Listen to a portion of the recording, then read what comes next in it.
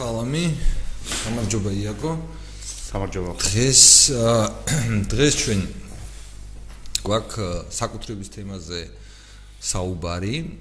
ამ საუბრის შესავალი გვინდა რომ იყოს ზურას ვიდეო, რომელიც მან ჩაწერა ბიბლიური თავისუფლების მომავალი მღვდელმსახურებისთვის, მაგრამ კონკრეტულად ეს ვიდეო მნიშვნელოვანია იმითაც, რომ მთლიანად ჩარჩოს ჩვენი რწმენის ჩარჩოს აღწერს.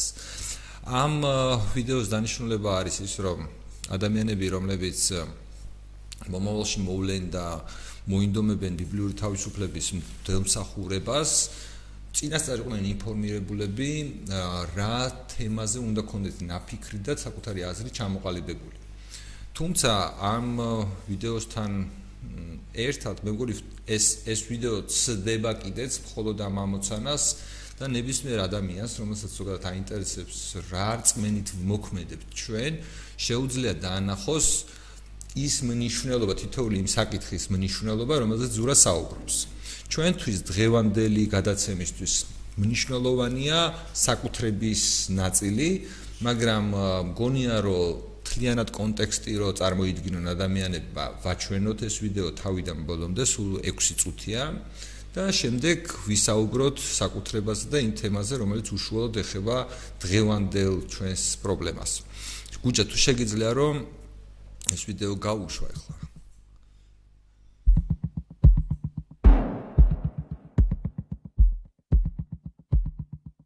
სალამი. ძალიან მინდა გახდეთ ბიბლიური თავისუფლების ნაწილი, ისევ გესმოდეს თავისუფლების არსი. ამ ვიდეოში ხსნი როგორ გესმის ჩვენ თავისუფლება და რას ნიშნავს იბრძოდე მეტი თავისუფლებისთვის. უნდა მოусმინო და გაიაზრო, სანამ მოხვალ ჩვენთან. როდესაც მოხვალ, ამ უნდა გვაჩვენო გააზრებული გაქვს, ამა დაგვისვა კითხები, იმ საკითხებთან დაკავშირებით, რომლებიც ვერ გაიგე, ან რომელსაც არ ეთანხმები. კითხების დასმა პრობლემა არ არის, მაგის გამო უარს არავინ არ გეტყვის გაწევრიანებას. პირიქით, კითხებით მიხვდებით, მართლა გაიაზრეთ თუ არა რამე და დაიწყეთ თუ არა ფიქრი. მოკლედ, ისი გჯერა ჩვენ მოყვები პუნქტებად, რომ გასააზრდად იყოს პირველი. შენ გაქვს ერთი სიცოცხლე, მხოლოდ ერთი, მიუხედავად იმისა მორწმუნე ხარ თუ არა, მაინც ერთი სიცოცხლე გაქვს. იმ შემთხვევაშიც კი თუ გჯერა რეინკარნაციის, ან ცნობიერებით, რაც ახლა გაქვს, მაინც გაქვს ერთი სიცოცხლე. ან ოდესღაც დაიბადე და ოდესღაც მოკვდები. შუალედ 60 შორის ქვია შენი სიცოცხლე და ის ერთია, უნიკალურია და ჩვენ გჯერა რომ ეს სიცოცხლე არის შენი 100%-ით მეტი, არავისი არ შენი მშობლების, არ ნათესავების, საზოგადოების, სახელმწიფოს, რაც კაცობრიობის არ წერის არავის, მხოლოდ შენი. ასევე სხვა ადამიანების სიცოცხლეები ისინი მათია და არავისი სხვისი. პირველი რაც უნდა გესმოდეს, შენ გაქვს ერთი სიცოცხლე და ის არის მხოლოდ შენი. მეორე, რადგან სიცოცხლე შენია, ეს ნიშნავს, რომ შენ ხარ თავისუფალი არსება. თუ შენ არ ხარ თავისუფალი, ამ თავად არ წყვეტ როგორი ცხოვრო, მან სიცოცხლე არ ყოფილა შენი. ის ყოფილა სხვისი, ან სხვების, ხოლო შენ ყოფილიყარ მონა. ჩვენ კიდე ამის არ გვჯერა. ჩვენ გვჯერა, რომ შენი სიცოცხლე შენია თავიდან ბოლომდე, რაც აპრიორი გულისხმობს, რომ შენ ხარ თავისუფალი არსება. ანუ ადამიანი. ამ მეორე რაც უნდა გესმოდეს, ადამიანის სიცოცხლე და თავისუფლება ერთია. თუ არ გაქვს თავისუფლება, მაშინ ხარ მონა და არ ხარ ადამიანი. და შესაბამისად შენი სიცოცხლე არ ეკუთვნის შენ. მესამე, ნებისმიერი საკუთრება იქნება ეს მიწა, ბიზნესი, მანქანა, სახლი თუ სხვა რამ არის ადამიანის ცხოვრების ნაწილი, რომელიც მათ დახარჯეს შრომაზე, რათა მოეპოვებინათ ან შეექმნათ ესა თუ ის საკუთრება. ნებისმიერი საკუთრება, რომელიც შენ გექნება ცხოვრების განმავლობაში, იქნება საკუთრება, რომელსაც შენ შექმნის შრომით, ან მოიპოვებ გაცვლით, ან ამაზე დახარჯო საკუთარი ცხოვრების გარკვეულ დროს, ან ეს იქნება საკუთრება, რომელიც დაგიტოვა ოჯახმა, ან რომლის შექმნაზეც ან მოპოვებაზე შენი ოჯახის წევრებმა დახარჯეს საკუთარი ცხოვრების გარკვეული დრო. 85 წლის სიცოცხლის ხანგრძლივობის ადამიანი საშუალოდ გადაბმულად 26 წელს ხარჯავს ძილზე, 4 წელს საკვების მიღებაზე და გადაბმულად 11 წელს შრომაზე. 11 წელს. ანუ ერთი უნიკალური და განუმეორებელი ცხოვრების დღე და ღამის გადაბმულად 11 წელს ხარჯავს დოვლათის შექმნაზე, რომელიც მისი საკუთრებაა, რომელსაც სხვებს გაუცვლის მათ საკუთრებაში და ნაწილს შვილებს დაუტოვებს. ამ მესამე რაც უნდა გესმოდეს, ნებისმიერ შემთხვევაში ნებისმიერი საკუთრება არის ადამიანის ან ადამიანების ცხოვრება დახარჯული შრომაში, რათა შეექმნათ ან მოეპოვებინათ ეს საკუთრება. და ამიტომ პატივი უნდა სცე სხვის საკუთრებას. მეოთხე, საკუთრება იწყება შენი სხეულიდან. შენი სხეული არის შენი ნომერ პირველი საკუთრება, ის შენი 100% ზუსტად ისე როგორც შენი სიცოცხლე და არავისი სხვისი. ყველაფერი, რასაც შენი სხეულის, ანუ ფიზიკური და ბუნებრივი შრომით შექმნი, არის შენი საკუთრება და არავისი სხვისი. ნებისმიერი რამ, რასაც ნებაყოფლობითი გაცვლით მოიპოვებ, ამ შენ საკუთრებას იქნება შენი შრომა თუ რაიმე ნივთი, ნებაყოფლობით გაუცვლის სხვას მის საკუთრებაში, ასევე არის შენი საკუთრება და არავისი სხვისი. ამ მეოთხე რაც უნდა გესმოდეს, შენი სხეული შენია, შრომით ან ნებაყოფლობით გაცვლით მოპოვებული ნებისმიერი რამ, ასევე შენია და არავისი სხვისი. მეხუთე, კვლელობა ამორალური ქმედებაა, რადგან ადამიანს არწევს ერთადერთს უნიკალურს და ყველაზე ძვირფას სიცოცხლეს, რომელიც მხოლოდ მისია და აღარასოდეს განმეორდება. ქულდობა, ძარცვა, თაღლითობა, ასევე ამორალური ქმედება, რადგან ადამიანს ართმევს საკუთრებას, რომლის შექმნაზე, მოპოვებაზე ამ ადამიანმა მისმა ოჯახმა დახარჯა საკუთარი სიცოცხლის გარკვეული დრო. ან როგორც ყველების შემთხვევაში, ქულდობაც რეალურად გულისხმობს სიცოცხლის წარქმევას. ადამიანის დამონება ასევე ამორალური ქმედება, რადგან ადამიანს ართმევს თავისუფლებას. მის მიერ შექმნილ დოვლათს, რომელიც მისი საკუთრება და ამ დოვლათის შექმნაზე დახარჯულ სიცოცხლის გარკვეულ პერიოდს. ამ ადამიანის დამონებაც სიცოცხლის წარქმევაა. ანუ კვლელობა, ქულდობა, ადამიანის დამონება თავისი ასით ყველა ერთია, ყველა გულისხმობს ადამიანისთვის სიცოცხლის წარქმევას და შესაბამისად ყველა ეს ქმედება ამორალურია. მეექვსე. როდესაც სახელმწიფო პოლიციის ძალით ადამიანს ართმევს მისი შრომით შექმნილი დოვლათის ნაწილს და ამას ეძახის გადასახადის გადახდას, ეს არის საკუთრების წარქმევა, ლეგალიზებული ძარცვა, ანუ სიცოცხლის წარქმევა და სხვა შინაარსი ამხედებას ვერ ექნება, რადგან ეს არ არის ნებაყოფლობითი ქმედება. როდესაც სახელმწიფო გადასახადებს აწესებს პროდუქტებსა და მომსახურებაზე, ამით აიძულებს ადამიანებს ამ პროდუქტებსა და მომსახურებაში გადაიხადონ მეტი, ანუ გაცვლაში დახარჯონ საკუთარი შრომით შექმნილი მეტი დოვლათი. ესეც არის საკუთრების წარქმევა, ლეგალიზებული ძარცვა, ანუ სიცოცხლის წარქმევა და სხვა შინაარსი ამხედებას ვერ ექნება, რადგან ეს არ არის ნებაყოფლობითი ქმედება. როდესაც სახელმწიფო პოლიციის ძალით უბრძოლავს ადამიანს ისეთ ქმედებას, რომელიც შესაძლოა საზიანო იყოს ამ ადამიანისთვის, მაგრამ ზიანს არ აყენებს არც ერთ სხვა ადამიანს, ეს არის ადამიანის თავისუფლების შეზღუდვა, ანუ სიცოცხლის წარქმევა. და სხვა შინაარსი ამხედებას ვერ ექნება, რადგან ეს არ არის ნებაყოფლობითი ქმედება. როდესაც სახელმწიფო პოლიციის ძალით აიძულებს ადამიანს ერთი წელი მოწყდეს საკუთარ ცხოვრებას და აკეთოს ისი კეთებაც მას არ სურს, ეს არის ადამიანის თავისუფლების შეზღუდვა, ანუ სიცოცხლის წარქმევა და სხვა შინაარსი ამხედებას ვერ ექნება, რადგან ეს არ არის ნებაყოფლობითი ქმედება. როდესაც სახელმწიფო ბიუჯეტის ფულს უგიგებს სხვადასხვა ჯგუფებს, იქნება ეს ეგრეთ წოდებული კულტურის მოღვაწეები, სპორტსმენები, მევენახეები, ბიზნესმენები, ფერმერები თუ სხვა, ეს არის ადამიანების დიდი ჯგუფისთვის წარქმეული საკუთრების, ანუ წარქმეული სიცოცხლის პოლიტიკურად სასურველ ჯგუფებზე გადანაწილება. და ეს არის ამორალური, რადგან ეს არ არის ნებაყოფლობითი ქმედება. სახელმწიფოს არც ერთი ეს, ანუ მსგავსი ქმედება არ პრავდება, იმიტომ რომ არსებობს რაღაც დიადი ან კეთილი მიზნები. როგორც მორალურად მიუღებელია, რომ იარაღით შეუვარდეს შეძლებულ მეზობელს და წაართვა მას ფული, რათა შემდეგ ამ ფულის ნაწილი მისცე გაჭირებულ მეზობელს, ხოლო ნაწილი ხელფასად დაიტოვა ამ გაკეთებული საქმისთვის, ისე მორალურად მიუღებელია ყველაზე მოჩამოთვლილი ქმედება, რომელსაც სახელმწიფო ყოველდღიურად ჩადის და აპრავებს კეთილი მიზნებით. ანუ საკუთრების წარქმევა, სიცოცხლის წარქმევა ნებისმიერ შემთხვევაში, მიუხედავად იმისა, ამას აკეთებს ერთი ადამიანი თუ ადამიანების ჯგუფი, რომლებიც მოქმედებენ სახელმწიფოს სახელით. და ეს ქმედება არის ამორალური, რაოდენ ოსტატურადაც არ უნდა იყოს შეფუთული და რაოდენ კეთილხოვან ბიზნესსაც არ უნდა ემსახურებოდეს. და ბოლოს მეშვიდე. თავისუფლება გენებით არ გადაეცემა. ის არის მუდმივი ბრძოლის პროდუქტი. შენი გადასაწყვეტია შეეგუები მონობას, გაიქცევი სადაც უფრო მეტი თავისუფლება, თუ არ დახარჯო შენი სიცოცხლის დროის რაღაც ნაწილს მეტი თავისუფლებისთვის ბრძოლას. მაგრამ მნიშვნელოვანია გესმოდეს, რომ აქ ამ ორგანიზაციებს სადაც მოდიხარ ადამიანები სწორედ ამით არიან დაკავებული. საკუთარი ერთი უნიკალური ცხოვრების მნიშვნელოვან დროს ხარჯავენ იმაზე, რომ შენ გქონდეს მეტი თავისუფლება და სახელმწიფო არ ექცეოდეს როგორც მონას. გესმოდეს და აფასებდი ამას.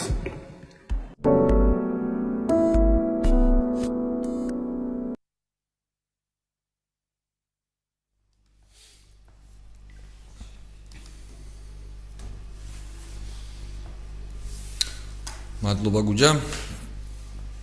მოკლედ. ესე იგი, თავარი აი დღევანდელი თემისთვის არის მნიშვნელოვანი საკუთრების თემა. საკუთრების, ანუ მე მახსოვს ჩვენს ჯგუფშიც, როდესაც ეს ვიდეო დაიდო, რამოდენიმე ადამიანმა დასვა კითხვა მე-6 პუნქტთან დაკავშირებით. ანუ მე-6 პუნქტი ეხებოდა კონკრეტულად საკუთრებას, რომელსაც სახელმწიფო გართმევს. არა ზოგადად საკუთრებას, არამედ კონკრეტულად სახელმწიფო გართმევს და ამაზე გირჩის ჯგუფშიც არსებობდა გარკვეული კითხვები, იგივე გადასახადებთან მიმართებაში და ასე შემდეგ. მოდი დავიწყოთ აი ძალიან ფუნდამენტური, ბაზისური ამბებით, რაც ზურამ თავის 6 წუთიან ვიდეოში მოყვა. საკუთრებას ჩვენ ვეძახით იმას, რაც იმდენი არ არის, რაც ყველას დააკმაყოფილებდა. მაგალითად, ჰაერი არის იმდენი, რომ ჩვენ ვერ აზრი არ აქვს, რომ რაღაცა ჰაერისზე საკუთრება დავაწესოთ, ხო? ეს უნდა იყოს ისეთი რამ, რაც არის შეზღუდული. და ყველაზე შეზღუდული და ყველაზე მნიშვნელოვანი თითოეული ჩვენთაგანისთვის, რა თქმა უნდა, არის სიცოცხლე. და აქედან იწყება გირჩის და ჩვენი დამოკიდებულება ზოგადად საკუთრებისადმი. და ამას ძალიან ხშირად ჩვენ სხვადასხვა პროექტების მეშვეობით ჩვენ რო წარმოგვიდგენია ისე ვაკეთებთ, ეს იქნება რაღაც ნარკოპოლიტიკა თუ ჯარის თემა, მაგრამ ძალიან უჭირთ ადამიანებს, რომ დაინახონ კავშირი იდეასა და მის სხვადასხვა გამოვლინებას შორის. ბაზისურად რო წარმოვიდგინოთ, იაგო. ანუ რა მნიშვნელობა აქვს უფრო გავშალოთ რა მნიშვნელობა შეიძლება გქონდეს საკუთრებას თითოეული ჩვენთაგანის ცხოვრებისთვის და ზოგადად საზოგადოებისთვის რა არის ფუნდამენტი თავისუფალი საზოგადოების მე რო არ მოვიტყო რა თქმა უნდა გარკვეულად პასუხიც ვიცი და რაღაც ანუ უბრალოდ ჩემი პასუხი მაქვს ეს არ ვითამაშებო თითქოს რაღაცა შენგან ველი მე მგონი ჯობია რომ შენი მოსაზრება თქვა და მაგრამ ანუ ხო დისკუსიაში ვიკამათოთ ხო მე მგონი დიდი განსხვავებული აზრები ჩვენ არ გვექნება ამიტომ ჩემთვისაც საინტერესოა შენი მოსაზრება რო თქვა და შევავსოთ თანდათან მოზაიკა მე მგონი ეს ჯობია და კი ბატონო დავიწყოთ ხო ანუ მე ობიექტურად მაინტერესებს შენი მოსაზრება საკუთრებაზე რა გახსენდება ამ სიტყვაზე როცა ამბობენ საკუთრების უფლება საკუთრების უფლება არის ჩემთვის ფაქტობრივად თავისუფლების გარანტია. ანუ რო წარმოვიდგინოთ თავისუფლება რა არის, ეს არ არის ყველაფერი რაც მე შემიძლია გავაკეთო.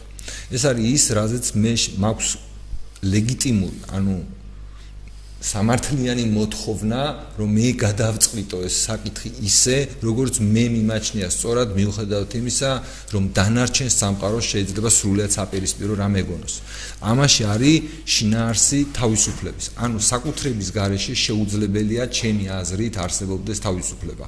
მე თუ საკუთრება არ მაქვს, ეს იმას ნიშნავს, რომ ვიღაცაზე ვარ დამოკიდებული. და თუ ვიღაცაზე ვარ დამოკიდებული, ეს იმას ნიშნავს, რომ მე ვალდებული იმისთვის, რომ ჩემი ყველაზე მნიშვნელოვანი საკუთრება, ჩემი სიცოცხლე გადავარჩინო, მე იძულებული ვარ, რომ გავხდე სხვა ადამიანის მარიონეტი. ანუ მან მოახდინოს ჩემით манипуლირება. და გასაგებია რომ ადამიანი არის უბრალოდ ბუნებით ისეთი არსება, რომელისთვის სრულიად საკუთრების წართმევა მხოლოდ მკვლელობით შეიძლება, ხოლო ანუ ეს იმდენად მნიშვნელოვანი საკუთრებაა, რომ ამ საკუთრების ხათრით ადამიანები მზად არიან, რომ სხვა ბევრ საკუთრებაზე თქვან უარი. როდესაც ჩვენ დავიწყეთ ნარკოპოლიტიკასთან მიმართებაში ის კამპანია, რომელიც რაღაცნაირად მოგვეწერა თითქოს ჩვენ რაღაცნაირად ნარკოტიკებთან განსაკუთრებული დამოკიდებულება გქონდა. ეს ჩემთვის იყო ჩვეულებრივი თავისუფლება სხეულზე. ანუ იმიტომ რომ თუ ადამიანებს, ვინც არიან ჩვენი პარტნიორები, ხო, ვისაც ჩვენ ველაპარაკებით, ვისთანაც ჩვენ გვინდა საუბარი, თუ ამ ადამიანებს არ აქვთ გაცნობიერებული ბოლომდე რას ნიშნავს საკუთრება, მათ შორის საკუთარ სხეულზე. აი ძალიან ბევრი ადამიანი უბრალოდ პირველად რო იგებს ამ კითხვას, მას სხვანაირად წარმოუდგენელი გონია, მაგრამ არის გამოვლინებები, რომელზეც ზუსტად იგივე ადამიანი, რომელსაც გაუკვირდებოდა ვიღაცამ რო უთხრას, რომ შენი სხეული შენი არ არისო და თანხმდებოდა. და ასეთი არის ზუსტად ის წესრიგი, რომელსაც თქვა თავს ახვევს ერთ ინდივიდს საზოგადოება და ფაქტიურად აცლის მას აი ამ თავისუფლებას საკუთრების სახით. ესეთი არის მართლა რომ შენ თუ არ შეგიძლია ის ჭამურისი ჭამაც შენ მოგინდება თუ შენ არ შეგიძლია ის რა ვიცი ნივთიერებები მოიხმარო რომელიც შენ გაგიხარდება ფაქტობრივად შენ სხეულზე საკუთრება შეზღუდული ეს როგორ არის იცი როგორც მაგალითად რო გქონდეს ნაკვეთი რომელიც არის რაღაცა 200 კვადრატულ მეტრამდე და მერიამ რო აკრძალოს 200 კვადრატულ მეტრამდე ნაკვეთში როგორც არის რეალურად საქართველოში მშენებლობა ხო ამ ნაკვეთის ფასი ერთ შემთხვევაში როდესაც შენ შეგიძლია ეს გამოიყენო შენი საქმიანობისთვის ერთია და მე როდესაც შენ აკრძალული გაქვს ამ საკუთრების სრულ ფასოვნად შენ როგორც წარმოგიდგენია მშენებლობა გინდა ჭაბურღილის გათხრა გინდა თუ რაღაცეები გინდა თუ ამას გიზღუდავენ შენი საკუთრების ღირებულება შენთვის ვეკლებულობს ანუ შენი ქვია მაგრამ სინამდვილეში ეს საკუთრება რაღაცა ნაკლოვანია ანუ ისევია საკუთარი სხეული ისევია როდესაც ღვედს გიკრძალავენ ხო ანუ ღვედის ტარების დავალდებულება არის ფაქტობრივად საკუთარ თავზე ანუ შენ გევალება რომ შენ საკუთარ თავზე იზრუნო ანუ შენ კი არ წყვეტ რომ მე ჩემ თავზე მინდა ვიზრუნო არამედ ვიღაცა გავალდებულებს რომ შენ თავზე იზრუნო კაცმა არის ეს სწორია თუ არა კაცმა არის ის რა მარიხუანას მოხმარება სწორია თუ არა კაცმა არის ის ბევრი შაქრის ჭამა ბევრი ხინკლის ჭამა სწორია თუ არა მაგრამ საბოლოო ჯამში ეს არის საწყის აი მაგალითად იგივე ჯანდაცვა რა არის სახელმწიფო ჯანდაცვა არის თუ ადამიანს უშვებ ყველაზე მნიშვნელოვანთან შენს სიცოცხლესთან მაშინ რა უფლებით ზოგადად აპროტესტებ რაიმე თავისუფლების შეზღუდვას, ხო?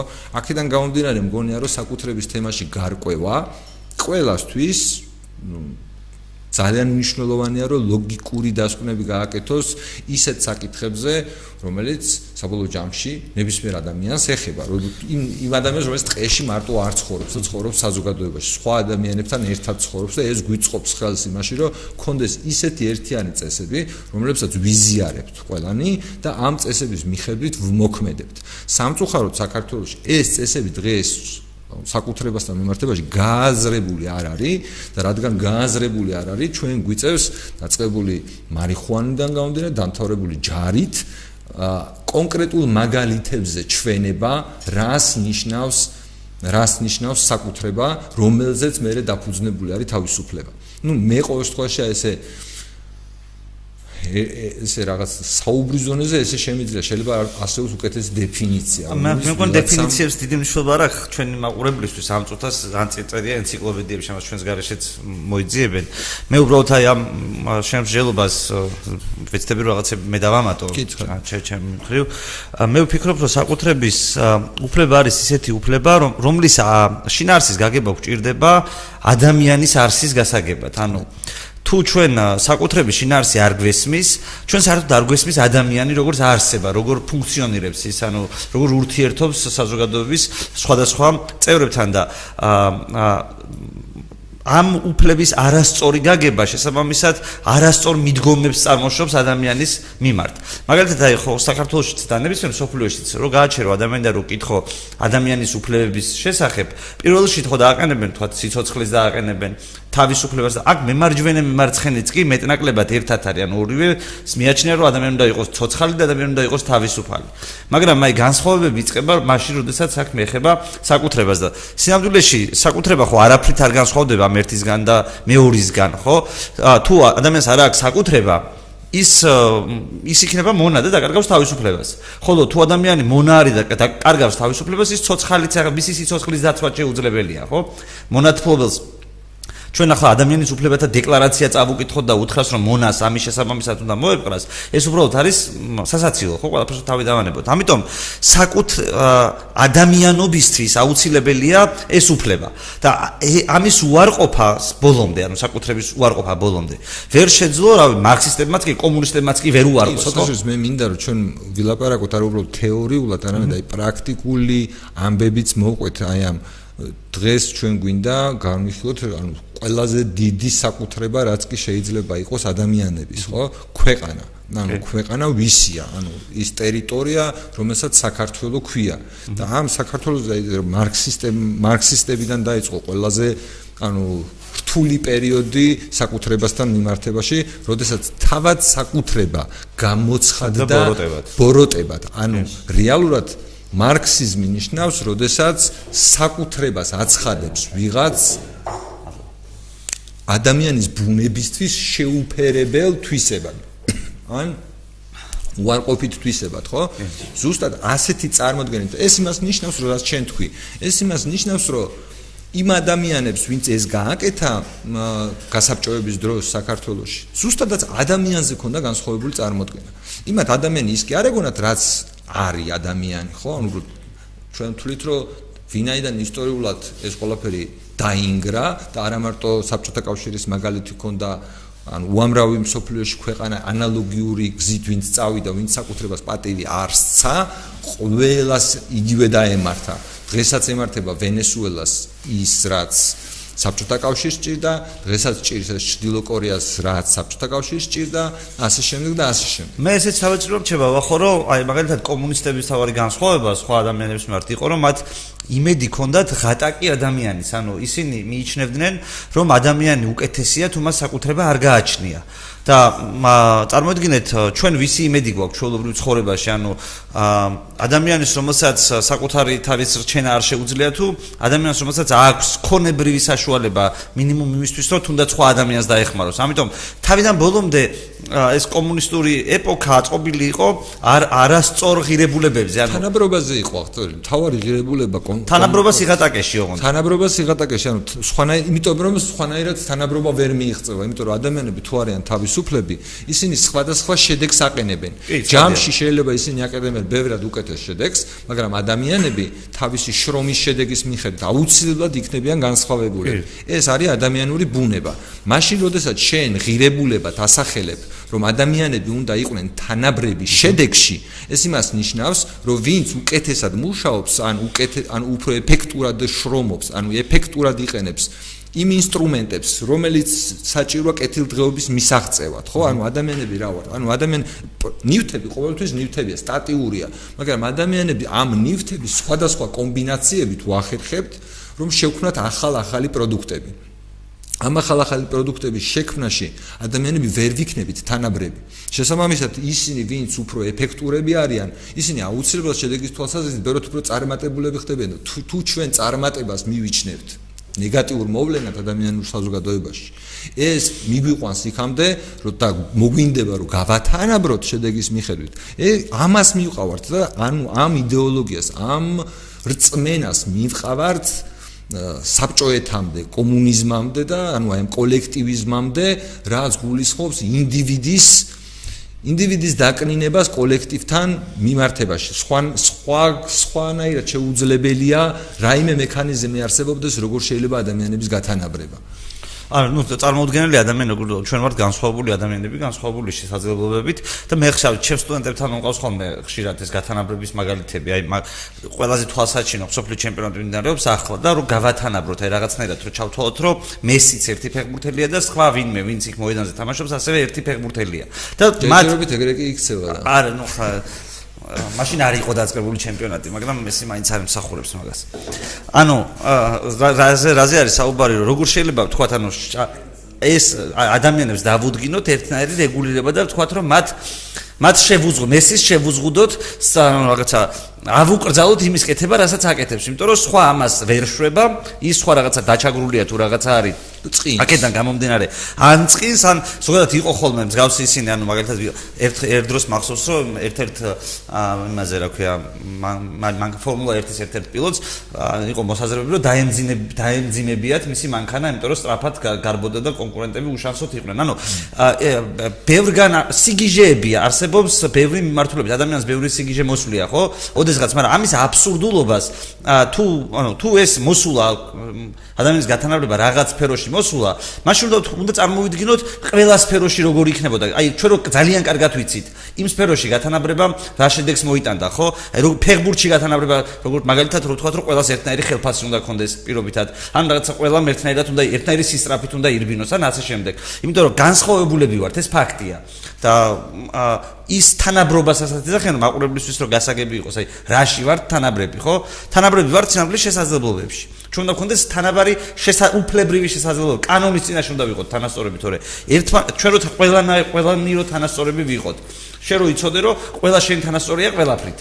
ეგ სამყარო ხო ძალიან მოსაწყენი იქნება და მათ სამყაროში კაცო ნაცხოვრები ვარ. ანუ მე ხო სინამდვილეში საბჭოთა კავშირში დავიბადე და მიუხედავად იმისა, რომ იმ სამყაროშიც კი შეუძლებელი იყოს ზუსტი თანაბრობის მიღწევა, უმრავლესობას ჰქონდა 120 მანეთი ხელფასი, უმრავლესობა იყო რაღაცა რიგში, რომ შემთხვევით რაღაცა დადგენილი იყო რამდენ კვადრატულ მეტრ საცხოვრებელ ფართში შეეძლო საბჭოთა ადამიანს ეცხოვრა, ანუ გათანაბრების მცდელობა იყო ცხოვრების უამრავ სფეროში. მაგრამ მიუხედავად ამისა, უბრალოდ რომ გავიხსენოთ, ხო, შედეგის მიხედვით, რაც მაგალითად აი საკვები იწარმოებოდა ქვეყანაში, აი წარმოიდგინეთ, რომ 1% იყო დაახლოებით კერძო მფლობელობაში. ანუ ის კი არა, რომ საკუთრება არ არსებობდა როგორც ასეთი, მაგრამ საკარმიდამო მონაკვეთები მთელ საბჭოთა კავშირში გლეხებს ჰქონდათ. 1% იყო ამ საკარმიდამო მონაკვეთების. და დაახლოებით 25% პროდუქციის მოწეული იყო იმ 1% საკარმიდამო მონაკვეთებში და დანარჩენი 75% იყო კოლმეურნეობებში და საბჭოთა მეურნეობებში. ანუ ეფექტურობის თვალსაზრისით რო შევადაროთ, რას ნიშნავდა 1% და 99%, 1%-ს მოქონდა 25% და 99%-ს მოქონდა 75%, ხო? ანუ აი ამ მასშტაბის განსხვავებაზე ვლაპარაკობდით იმ ქვეყანაში და შესაბამისად იქ ადამიანები ძალიან განსხვავდებოდნენ ერთმანეთს. ცეკას მდივანი და ვიღაც კოლმეურნე ერთნაირი და თანაბარი იმ ქვეყანაშიც კი ვერ იყო, მიუხედავად იმ დრაკონული წესების, რომელიც აიძულებდა ინტელიგენტი და გლეხი. ხო, ანუ დაიძულებდა ადამიანებს, რომ ერთნაირი ცხოვრების სტანდარტი ქონოდათ, ვითომ, ხო? იქაც კი ვერ მოხერხდა ამის მიღწევა. მაგრამ ანუ ჩვენს თემასთან უფრო ახლო დავრჩეთ და ზოგადი არ იყოს. საუბარი არის ყველაზე დიდ საკუთრებაზე, რაზეც გვინდა ვილაპარაკოთ. ეს არის ქვეყანა, ხო? ეს ქვეყანა შედგება ტერიტორიისგან, ანუ მიწისგან, ამ მიწას დღეს, ანუ უცნაური ის არის, რომ უამრავი ანუ რაღაცნაირად ხელოვნური დაყოფა არსებობს, ხო? არსებობს რაღაცა სასოფლო-სამეურნეო მიწა, არსებობს რაღაცა სავარგული, საძოვარი, არსებობს ტყეები, არსებობს რაღაც ქალაქში, ანუ რაღაც სადღაც მშენებლობა თუ რაღაცეები შეიძლება და ასე შემდეგ. არსებობს ნაკრძალები, არსებობს რაღაცა სასაზღვრო ტერიტორიები, ანუ პირუტყვის გადასარეკი ტრასა. პირუტყვის გადასარეკი ტრასები და ასე შემდეგ და ასე შემდეგ. ანუ რაღაცნაირი სახელები აქვს დადებული ამ მიწას, რომელიც რაღაც ნაწილი შეიძლება იყოს ადამიანის საკუთრება და რაღაც ნაწილი საერთოდ აკრძალულია რომ საკუთრება იყოს. მე ახლა გახსნილი მაქვს რაც სახელმწიფო ქონებები ჩამონათვალი, რომელიც სახელმწიფომ წაართვა ადამიანებს და შემდეგ უტიფრად ჩაწერა კანონში, რომ ეს მიწები არ შეიძლება ეკუთვნოდეთ ადამიანებს. ხო, მაგრამ ეს არის ახალი კანონი, რამდენად არა, სულ ეს ანუ ეს ფაქტობრივად ეს კანონი ახალი არის, იმით რომ 2010 წელს არის მიღებული, მაგრამ ის წინამორბედი კანონები, რომლებიც ამ კანონმა გააუქმა, ფაქტობრივად უცვლელად იმეორებდა იმ პრინციპს. საკმარისია, რომ აი მაგალითად წარმოიდგინე საბჭოთა კავშირი რო დამყარდა, ნუ კომუნიზმი თუ სოციალიზმი რო დამყარდა მათ შორის საქართველოში. იმ მომენტისთვის ეს მიწები ხო არ იყო ასე კლასიფიცირებული როგორც ამ კანონის მიხედვით. არა, მაგ დროს ხო საკუთრებითი საკითხი გადაწყვეტილი იყო ფაქტობრივად, საკუთრება თავადის თუ იყო თქვა სამეგრელოს თავადს ეკუთვნოდა სამეგრელოში ყველაფერი, შესაბამისად გადაწყვეტილი იყო ეგ საკითხი, რომ სამეგრელოში რაღაც თავადს რაღაც ეკუთვნოდა, აზნაურს რაღაც ეკუთვნოდა, გლეხი ჩვენ ხო მონობაში ცხოვრობდით, ახლა რაც უნდა ვთქვა ჩვენ ქართველებმა, რომ ჩვენთან მონობა არ იყო და პატრონყობა იყო და რაღაც სისულელები, რასაც თავის დროზე გვასწავლდნენ სკოლაში, ჩვენ მონათლობელობური წყობილება გქონდა მე-19 საუკუნის ბოლომდე ფაქტობრივად და ამ პერიოდის განმავლობაში ეს მონები რო ყავდა ეს ერთი საკითხი, მაგრამ საკუთრების უფლების საკითხი იყო გადაწყვეტილი. სახელმწიფოს იქ არაფერი არ ეკუთვნოდა. სამეგრელოში მიწები ეკუთვნოდა სამეგრელოს მთავრებს, კონკრეტულ ადამიანებს. და ეს არის სწორი. საკუთრება არსებობს კერძო, ჩემი აზრით. სხვა საკუთრება ბუნებაში არ შეიძლება არსებობდეს. ანუ მისი შინაარსი არის ასეთი, ანუ სხვას არ შეუძლია საკუთრება მოიხმაროს. და ის რაც კერძო საკუთრება არ შეიძლება იყოს, ეს არის ჩვეულებრივი წართმეული. და ვიღაცებმა წაგვართვეს. ვინ წაგვართვა? წაგვართვა იმ გაერთიანებამ, რომელსაც სახელმწიფო ქვია. და თან წაგვართვა რანაირად, ანუ არც თავისთვის არ უნდა. ყველაზე მაგარი ეს არის. იმიტომ რომ ეს სახელმწიფო ხო არანაირი სუბიექტი არ არის კონკრეტული, ანუ იქ გასაგებია რომ რაღაც ადამიანებისგან შედგება რაღაც, მაგრამ ისეთი სისტემაა, რომ ყველას ეშინია მის საკუთრებაზე ხელის მოკიდება. სრულიად გამოუყენებელია. და ნუ აი რაღაცა თქვა ის აქ საბურველი აქვს, რომ თითქოს რაღაცა საჯაროს ყველას ეკუთვნის. აი ეს ხო ამით პრავდება სახელმწიფო საკუთრება ობიექტურად. ხო აი სხვა არაფერი არ აქვს. მაგალითად ჩვენ ტყე არ შეიძლება პრივატიზებული იყოს, ყველას ეკუთვნის ტყე. ხო? და წარმოიდგინე მე მეგონი გადაცემისთან დავიწყებდი, მანამდე საუბრობდი, რომ წარმოიდგინე ჩვენ გვაქვს პროექტი, სახელმწიფოს აქვს პროექტი, თებში ხალხის დამაგრების პროექტი. თებში ხალხის დამაგრების პროექტი გულისხმობს იმას, რომ თაში ვინც ცხოვრობს, ის არ ჩამოვიდეს ბარში, თაში იცხოვროს. მაგრამ მე დავუშვათ მე და თქვენ გადავწყვიტეთ ახლა, რომ სხვა მთა დავიკავოთ, ანუ როგორც იქ დასახდა ერთდროს თაში ხალხი, ესე გადავწყვიტეთ, რომ სხვა მთაში წავიდეთ საცხოვრებლად. ჩვენ ეს აკრძალული გვაქვს კანონით. იქიდან გამომდინარე, რომ საქართველოში მთები, ჭალები, ტყეები, ისინი ქვია წიაღის წყლის რესურსები, წიაღი, კონტინენტური შელფი, სახელმწიფო საჰაერო სივრცე, ნაკრძალები, ბუნებრივი, აი რაც კარგია, აი ზოგადად რაც სიმდიდრეა მართლა ამ ქვეყნის, ეგ არ არის ქართველი ხალხის. ეგ არის სახელმწიფოსი და არავის არ შეუძლია ხელის ხლება. არავის არ შეუძლია ხელის ხლება ნიშნავს იმას, რომ ვერც დასახლები, ვერც ხეს ვერ მოჭრი. ერთადერთი შეგიძლია შეხვიდე და ისე ირნო. და ყველგან ეგეც არ შეგიძლია. ანუ არის ადგილები, სადაც რაღაც შეიძლება ნებართვა დაგჭირდეს, რომ ვიღაცის ნებართვა დაგჭირდეს, რომ შეხვიდე. მიუხედავად იმისა, რომ პატრონი არ ყავს. ანუ ფაქტობრივად მთელი უზარმაზარი ქონება თავისი განსაკუთრებული სიმდიდრეებით. წართმეული აქვს ქართველ ხალხს, აქ სახელმწიფოს და ამას რო კითხო მაგალითად გეტყვიან რომ რაღაც ევროპაში ასე, ამერიკაში ასე, ხო ყოფილი ვართ ხა ევროპაში და ამერიკაში. ევროპაში და ამერიკაში სიამოვნებაში ხალხი ცხოვრობს თაში, ან ტყეში ცხოვრობენ და მუშაობენ იმაში, ქალაქში, ხო? ჩვენ ხო ტყეს საცხოვრებლად არ გვაქვს. ტყე გვაქვს სამუზეუმო ექსპონატად. ვიღაცა შეუძლია დაათვალიეროს, არ ვიცი რა ფორმით ათვალიერებენ, მაგრამ დათვალიერების იქით, ანუ სამომხმარებლო დანიშნულება ამას ამხელა სიმდიდრეს. საქართველოს ტერიტორიის არანაკლებ 50%-ს თავის ყველაფრიანად. ფაქტობრივად არაფერში არ ვიყენებთ და ვინმე თუ უნარიანი აღმოგვაჩნდა, ანუ მართლა უნარიანი აღმოჩნდა, რამე გამოყენებას მოუძებნის ამ სიმდიდრეს, ის მას ვიჭერთ საერთოდ. ხალხი ციხეში ზის ხეების მოჭრის გამო.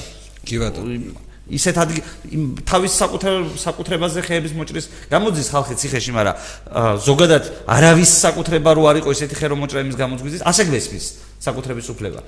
კი ბატონო, აი მე უბრალოდ ახლა რასაც შენამობ, რაღაცა ციფრები მინდა თქვა, რომელიც მე მოვახერხე, მომეძიებინა ესეთი desktop research-ის მეშვეობით, ну ინტერნეტში რაც კი დევს. უბრალოდ საქმე სასაცილო ის არის, რომ სახელმწიფო მარც კი იცის სინამდვილეში რა ვისია და რამდენია და როგორ არის, ანუ წარმოიდგინე შენ რო კონდეს რაიმე მიწის ნაკვეთი და წარმოიდგინე არ კონდეს მისი ზომების ფართის შესახებ, მისი ღირება, არაფერი რო არ იცოდე რა. ანუ წარმოიდგინე რომ საქართველოს მთლიანი ტერიტორია არის დაახლოებით 69000 კვადრატული კილომეტრი. ამ 69000 კვადრატული კილომეტრიდან თავის დროზე, ანუ ძველი სტატისტიკური ინფორმაცია ამბობდა, რომ დაახლოებით 12% იყო პრივატიზირებული. ნუ მე დავუშვირო ამ რაღაცა სიტყვა ეს იყო თუ არ ვცდები 2010-ის თუ რაღაც მონაცემი, თქვათ 8 წლის განმავლობაში კიდე რაღაც დაემატა. ნუ ყველაზე მაქსიმუმი რა ვიყოთ გახდა 20%, ხო? ვიცით რომ რუსეთის მთავრობის ხელში არის აფხაზეთი და სამაჩაბლო, რომელიც დაახლოებით არის 21% ქვეყნის.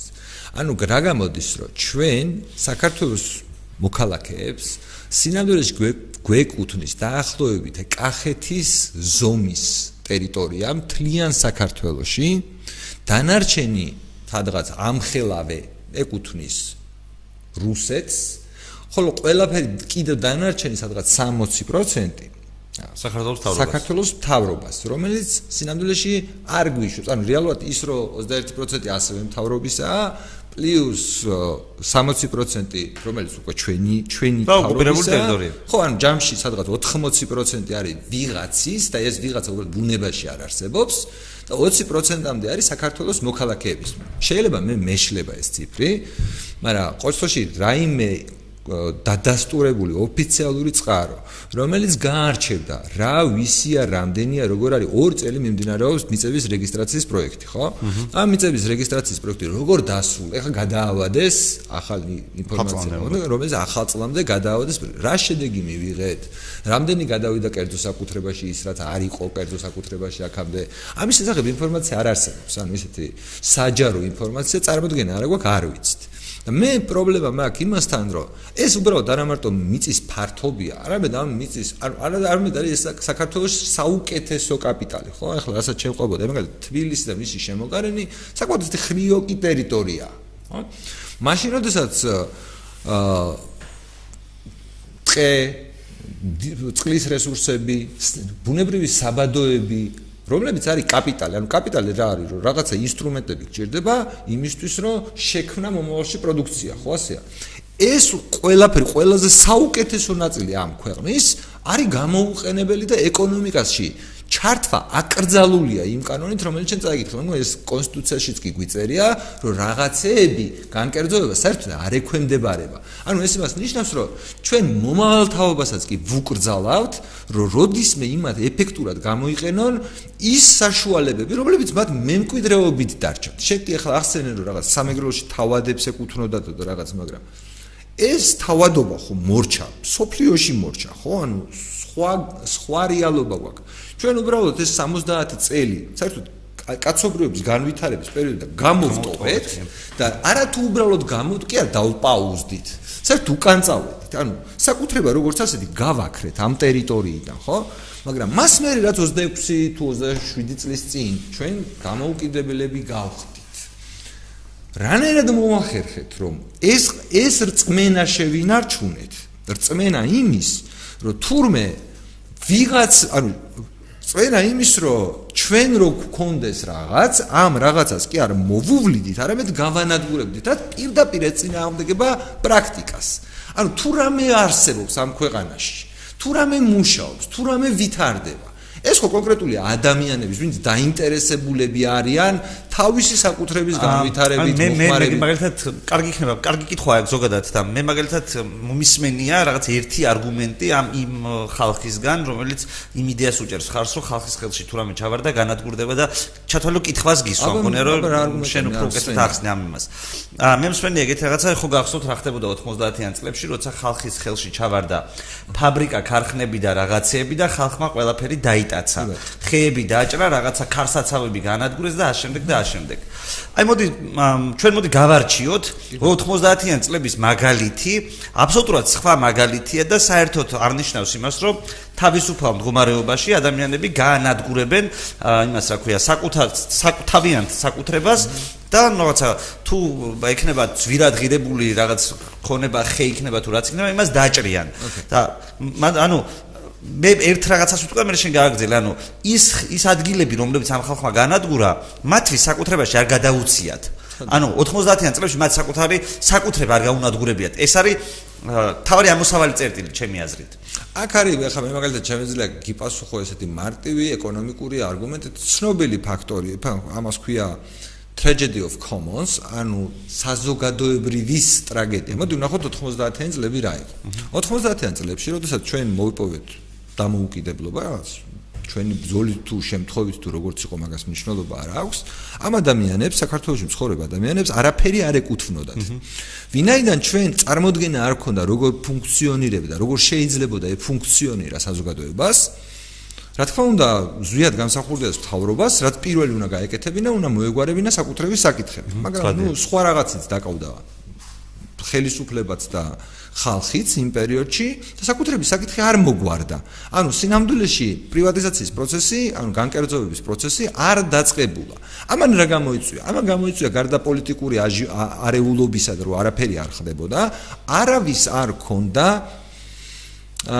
განცდა იმის, რომ რაღაც გარდა საკუთარი სახლის, საკუთარი საკარმიდამო რაღაცა ნაკვეთის, რამე შეიძლება მისი ყოფილიყო. და ისინი რას იყვნენ მიჩვეული? ისინი მიჩვეული იყვნენ სახელმწიფოსგან ქურდობას. ანუ სახელმწიფოსგან ქურდობა საერთოდ არ ითვლებოდა რაიმე ამორალურ საქციელად. ხო? მთელი საბჭოთა კავშირის განსაკუთრებით ბოლო პერიოდი, ანუ ბრეჟნევის ზასტოის ეძახდნენ იმ პერიოდში, გულისხმობდა იმას, რომ ადამიანები მასიურად ქურდობდნენ და ამ მასიურ ქურდობაზე ხელისუფლება თვალს ხუჭავდა. ანუ საბჭოთა კავშირის ბოლო პერიოდი, ანუ დაქცევამდე, ეკონომიკურად, აი ეს სურათი იყო, ყველა იპარავდა, მომპარავი იყო კარგი ტიპი, ანუ საზოგადოების თვალში იყო კარგი ტიპი, წარმატებული ტიპი იყო, ვინც უკეთესად იპარავდა და შესაბამისად ეს რაღაცნაირად კარგ ქცევადაც ფასდებოდა. შემდგომში, როდესაც ქვეყანა დაიშალა, ეს ადამიანები ხო იგივე დარჩნენ. ანუ ქვეყანა კი დაიშალა, მაგრამ ამ ადამიანებმა ახალი ცხოვრების პრინციპები ხო უბრალოდ ვერ გაიგეს. შესაბამისად, მათ გააგრძელეს ის, რაზეც ხელი მიუწვდებოდათ. და ვინაიდან ეს საკუთრება არავისი არ იყო, საკუთრება იმის საკუთრება, რომ დაცვა ჭირდება. ანუ ვიღაცა უნდა ზრუნავდეს, ვიღაცა უნდა ცდილობდეს, რომ ამ საკუთრების მაქსიმალურად ეფექტურად გამოყენების შესაძლებლობები იპოვოს, ხო? ეხლა შენ რასაც ამბობ, პირველი პრივატიზაცია დაიწყო როგორ? ანუ ამ ადამიანებმა ვინ იშოვეს ეს, ვისაც ჰქონდა ხელისუფლებასთან კვლავ კარგი ურთიერთობა შენარჩუნებული, ანუ ამ საწარმოების ყოფილმა დირექტორებმა, რომლებსაც კონტრაქტები ჰქონდათ ტულაში, იმაში რა ქვია, კრასნოიარსკში, ასე შემდეგ, რომელიც ეს კავშირები მომენტალურად დაირღვა. შესაბამისად, ამ კონკრეტულ ქარხნებს, ასაც ჩვენ ქარხნებს, ისინი ქარხნები აღარ იყო. სინამდვილეში ისინი იყო შენობები, რომლის მენეჯმენტს კონტაქტები გაუწყდა თავის ყოფილ პარტნიორებთან. ახალი კონტაქტების დამყარების არანაირი უნარი ამ ადამიანებს არ გააჩნდათ, ერთადერთი რაც მათ იცოდნენ პრაქტიკით, იყო როგორ უნდა მოეპარათ. მაგრამ თუ ადრე იპარავდნენ იმას, რასაც მოსკოვიდან უგზავნიდნენ, ამ შემთხვევაში მოსკოვიდან გამოგზავნილის მოპარვა უკვე შეუძლებელი იყო, ისინი მიადგნენ კონკრეტულ შენობებს, აღმოაჩინეს, რომ თურმე სპილენძი აღირებული, ანუ ღირებულებების აღმოჩენა დაიწყეს რა. ღირებულებები იყო სპილენძი, იქ რაღაცა ჯართი, 1000 რაღაცა, რითიც შეიძლებოდა სწრაფი ლიკვიდაცია, სწრაფად თან მე როგორც მახსოვს, ესენი არც საკუთრებაშიც არ მიუღია. საკუთრება რო დაესწროს ამ საკუთრების წარმოშობის პროცესს, შეიძლება ჯართად არ ჩაებარებია ამ ხალხს, რომ გასაგებია, მაგრამ ზოგიერთი ქარხანა ნამდვილად ჯართად იქნებოდა ჩემი აზრით ჩასაბარებელი. აი მაგალითად რუსთავის მეტალურგიული ქარხანა, უბრალოდ მახსოვს ეთი გონიერი ადამიანის მონაყოლი ისე იყო აშენებული, რომ ამ ქარხნისგან შეუძლებელი იყო მომგებიანი საწარმოოს აშენება. რატო იყო გაკეთებული? იმიტომ რომ საბჭოთა კავშირი ხო როგორ იყო დაგეგმილი, რომ ყველაზე გადაბმული ყოფილიყო, რომ შესაბამისად არავის არ ქონოდა რაღაც დამოუკიდებლობის და თვითკმარობის განცდა. ყველა ქართულ საწარმოოს, მაგალითად თელავში მიმახსოვს საწარმო, რომელიც იყო რაღაც სამხედრო დანიშნულების, რომელიც ყველაფერს რასაც აკეთებდა, აგზავნიდა უკან სადღაც რუსეთში, უკრაინაში, არ მახსოვს უცებ, მაგრამ საქართველოში ამ პროდუქტს არავინ არ იყენებდა. როგორც კი ეს შეკვეთა შეწყდა მოსკოვის გოსპლანისგან, ამ საწარმოსგან არაფრის გაკეთება არ შეიძლებოდა და ერთადერთი სწორი იქნებოდა, რომ ის რაღაცა შენობა გამოეყენებინათ სხვა საქმისთვის, ან მართლა დაეშალათ, ან მართლა ესე გაეკეთებინათ. ოღონდ რის თქმა მინდა მიწებთან მიმართებაშიც ხო ესე იყო. ვიდრე შიმშილობა არ დაიწყო საქართველოში, ვიდრე ეკონომიკური ვარდნა არ იყო 70%-იანი და ადამიანებს ფიზიკურად ისე არ გაუჭირდათ, რომ საკვების პრობლემა არ დადგა. შევარდნაძე იყო რა. შევარდნაძის მთავრობამდე მხოლოდ იმ შემთხვევაში დავიდა, რომ ვიღაცისთვის უნდა გადაეცათ საკუთრებაში და მაშინ დაიწყო ერთ ოჯახზე 1 ჰექტრის საკუთრებაში გადაცემის პროცესი. თან ისე გადასცეს, რომ არანაირი მენეჯმენტი ამ თვალსაზრისით არ განხორციელებულა. ადამიანებმა თავისით დაინაწილეს ის, რაც სოფლად დაინაწილეს. მათ შორის ბევრი ქალაქიდანაც კი გაჭირვების გამო ჩავიდა და რაღაც კონკრეტულ მიწის ნაკვეთს დაეპატრონა, ხო? მცირესო. და ყველაფერი ამის შედეგია ზუსტად ის ციფრი, რომელიც მე დავასახელე, იმიტომ რომ მას შემდეგ ესეთი დიდი განკერძოება შევარდნაძის პირველი 90-იანების 92-93 წლებში იყო. აი რასაც მაგას ვიძახ, აი მაგ 90-იანი წლების მიწის რეფორმის გარდა ესეთი აქტიური განკერძოების პროცესი არ ყოფილა ქვეყანაში. და ისედაც ვახო, ნახე, როცა მაგას როგორც იყენებენ საწინააღმდეგო არგუმენტს, ადამიანებმა ყველაფერი დაიტაცეს. ის რომ ჩვენ გადავრჩით ამ დატაცებულის დამსახურებაა ჩემი აზრით. ადამიანებმა რაც დაიტაცეს, რისი დატაცებაც მოვასწარეთ ჩვენ 90-იან წლებში, ობიექტურად იმის ჩართვა მოხერხდა ქვეყნის ეკონომიკაში. რაც ვერ დავიტაცეთ, ის დარჩა სახელმწიფო საკუთრებაში და ჩემი აზრით ეს არის ერთ-ერთი მთავარი შეცდომა. არ ვიცი რატო დაგვემართა ეგ შეცდომა, რატო ვერ დავიტაცეთ ბოლომდე. ალბათ იმიტომ რომ არ ქონდა სათანადო განათლება და ჯერ კიდე კომუნისტების გავლენის ქვეშ ვიყავით. აი ერთი მაგალითი შემიძლია. არა, პრობლემა იყო კაცო, მე გეტყვი კონკრეტულად, მე როცა მომინდა მიწის ნაკვეთი, მე პროსტა უბრალოდ ქრთამის გადახდა მომიწია ამაში. ძალიან ბევრ ადამიანს უბრალოდ ქრთამის გადახდის შესაძლებლობა არ ქონდა. შესაძლოა ეს ქრთამი ვერ გადაიხადა. მე არ გულისხმობ იმას, რაც სახელმწიფომ კონკრეტულად გაუნაწილა 0.75 1 ჰექტარი. მაგრამ შენ თუ გინდოდა რამის გაკეთება და თქვა ჭირდებოდა 1 ჰექტრის მაგივრად 5, 10, 15, 20 ჰექტარი და შენ თავში გრძნობდი იმის შესაძლებლობას, რომ ეს გაგეკეთებინა, სახელმწიფოსგან ამ ტიპის პრივატიზაციის შანსი, სახელმწიფოს პირდაპირ რომ მოეცა შენთვის რაღაც კერძო საკუთრებაში 10 ან 20 ჰექტარი, ამის შესაძლებლობა უბრალოდ არასოდეს არ არსებობდა. ამის გაკეთების ვარიანტი იყო, რაც მე გავაკეთე თავის დროზე, ეს იყო იჯარა, რომელიც უკვე 2000-იანებში პრივატიზაციის საშუალება გააჩნდა კახაბენდუქიძის წყალობით, თორე წინააღმდეგ შემთხვევაში მე ეხლაც არ მექნებოდა და იქნებოდა ჩვეულებრივი ორგანიზაცია. მე ერთი მაგალითი შემიძლია გითხრა, ჩემი წინა ცხოვრებიდან საჯარო რეჟში როცა მუშაობდი, ეგეთი ჰობი მქონდა, რომ იქ ადამიანებს, რომელიც იქ დიდი ხანი მუშაობდნენ კომუნისტების პერიოდიდან ან პოსტკომუნისტურ ეპოქაში, ვეკითხებოდი, უბრალოდ რაღაცებს ვეკითხებოდი, ეს რატო ხდებოდა და როგორ ხდებოდა და ეგეთი საინტერესო მოსაზრება მოვისმინე ერთ-ერთმა თანამშრომლმა მითხრა, რომელიც სულ მუშაობდა რა მოკლედ. ეგეთი ძალიან საინტერესო რაღაცა მითხრა, რომ 90-იან წლებში ესეთი სიტუაცია იყო, რომ უბრალოდ კითხე რა, რომ ქარხნები და შენობა ნაგებობები მიწის გარეშე იყიდებოდა, ადამიანს აძლევდნენ პრივატიზაციის წესით, თქო მიწას არ აყოლებდნენ. ჩვეულებრივი აგურის ყარის შენობა მიწა არ ქონდა. ესე რატო შვებოდით მეთქი, მიზეზი რა იყო თქო და ჯერ კიდევ 90-იან წლების ბოლომდე არსებობდაო შიშიო იმისი, რომ კომუნისტები დაბრუნდებიან და დედას გვიტირებენ მიწის გაყიდვის გამო. და ამიტომ სხვა გზა რადგანაც არ ქონდაო, მარტო შენობებს ყიდდითო. და მიწას ცალკე არ უწერდნენ, რომ რაღაცა მიწაც მიშედიოდა ამ შენობა ნაგებობებთან ერთად იყიდებოდა და რაზეც იდგა თუ გარშემო რაც. არა, ზოგადად, არც იმას არ აძლევდნენ, რაზეც იდგა. მაგრამ მაგალითად თუ იყო ქარხანა, რომელიც 3 ჰექტარი მიწა ჰქონდა თან შიგნით, იმისთვის რომ ეზო ქონდა, რაღაცა ქონდა. მარტო შენობა ნაგებობებს აძლევდნენ და თან ამბობდნენ რომ მიწა არ შედიოდა, ანუ ეგეთი სპეციფიური დათქმები იყო, რომ მიწა ნული ამ ყველაფერზე. და ესეთი უცნაური ტიპის ერთობლიობა ჰქონდა კომუნისტების დაბრუნების შიშიც კი იყო ფაქტორი იმისი, რომ პრივატიზაცია სწორად ვერ განმახორციელებდა და მე ერთგვარი რაღაცა 90-იან წლების ბოლოსკენ მოხდა ერთგვარი დემონიზება. აი მაგალითად მე მახსოვს რომ ადამიანებს ჰქონდათ საქილიკოდის რომ ყველგან ბუტკები ჩადგეს.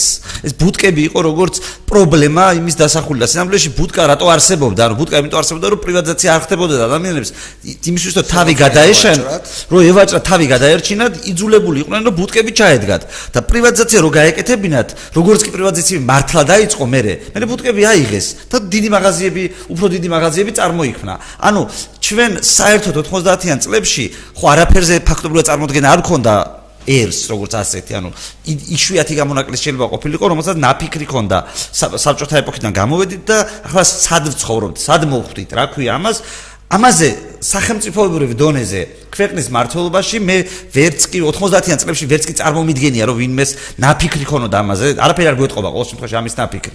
და მე ყველაფერი დავაბრალეთ 90-იან წლების ეს ყველაფერი ტრაგედიები, რაც მოხდა, დავაბრალეთ იმას, რომ რაღაც ადამიანებმა რაღაცები დაიტაცეს. დაიტაცეს კი არა, ობიექტურად 90-იან წლებს ქონდა თავისი დადებითი თვისებებიც.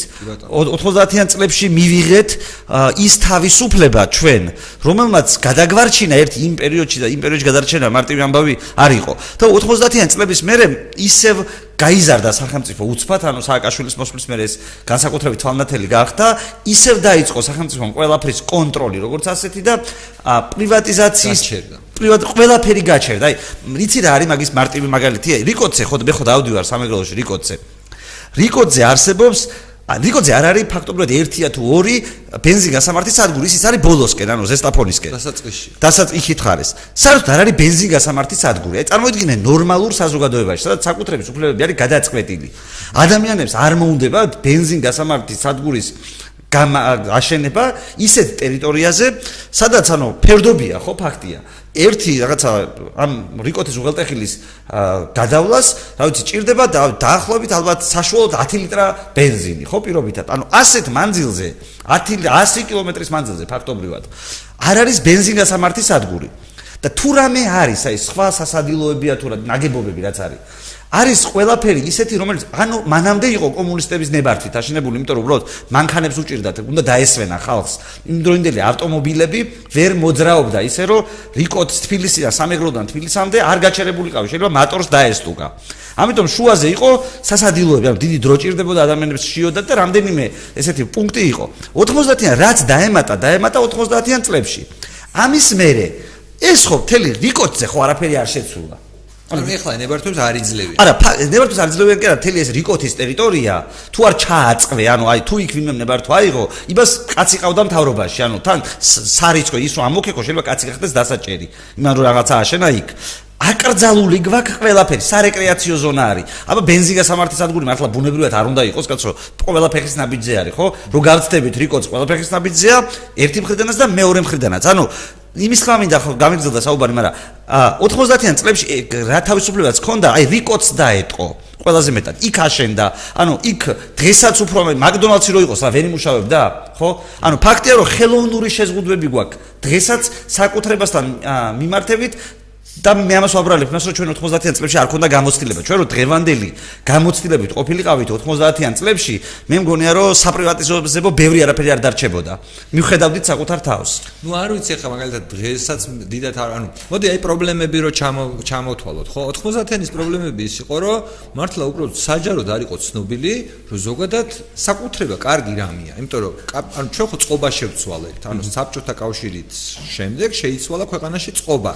განსხვავება საბჭოთა კავშირსა და დღევანდელ წყობას შორის არის ის, რომ ანუ წარმოების საშუალებებზე საკუთრების უფლება არის დაშუალება წარმოების საშუალებაზე, ანუ რას ნიშნავს წარმოების საშუალება, რომ რაღაცა ინსტრუმენტები უნდა იყოს ჩემი იმისთვის, რომ ამ ინსტრუმენტებით მე შევქმნა ახალი პროდუქტი. ეს ეხება, ანუ წარმოების საშუალებაა მიწა, რომელზეც მე მომყავს არის პომიდორი, იქნება თუ რაღაც კივი, წარმოების საშუალება არის კომპიუტერი, რომელთაც მე რაღაცას ვაკეთებ, ან ასე შემდეგ და ასე შემდეგ. უბრალოდ მიწასთან მიმართებაში და ბუნებრივ რესურსებთან მიმართებაში სასაზღვრო, ანუ უამრავი მითი დაგვჭა.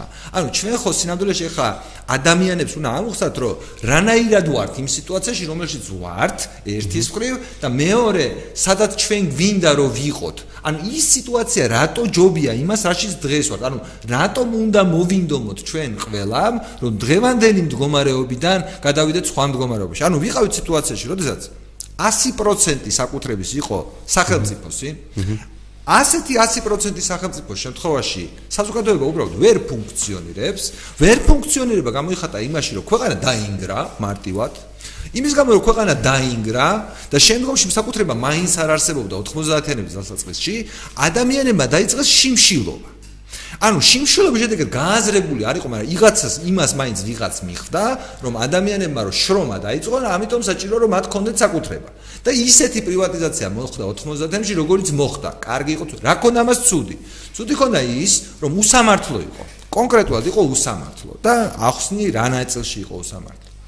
ანუ ჯერ ერთი მხოლოდ იმ საკუთრებაზე წავიდა საუბარი, რომელსაც ადამიანები რაღაც თვალსაზრისით ისედაც იყენებდნენ.